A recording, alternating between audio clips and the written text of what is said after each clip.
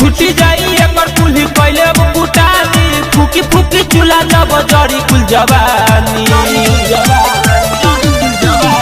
छुटी जाई एकर कुल्ही पहले अब कुटानी फूकी फूकी चूल्हा जब जड़ी कुल जवानी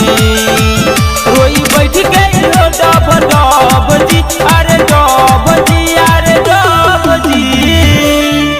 हमर मौगी खेले न पाही पबजी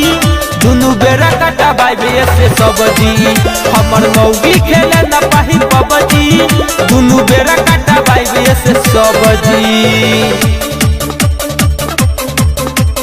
मौगी खेले न पाही पबजी पबजी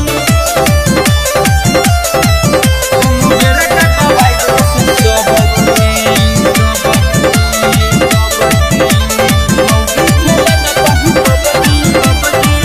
मिहिलाता दिलावा के बहुते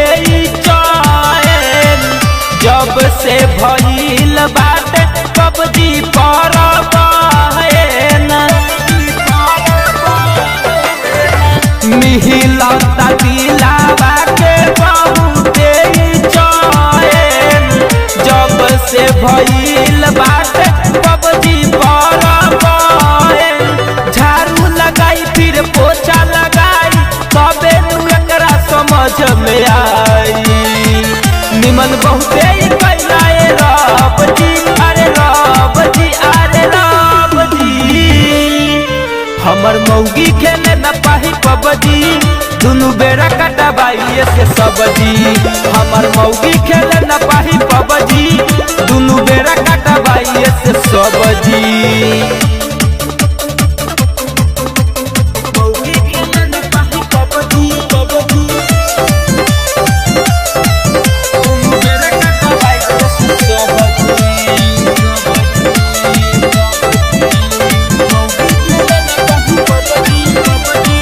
सूती सुत के ऑर्डर हमके रहे फरमावत बैठी के अपने रहल पबजी चलावत सूती सुत के ऑर्डर हमके रहे फरमावत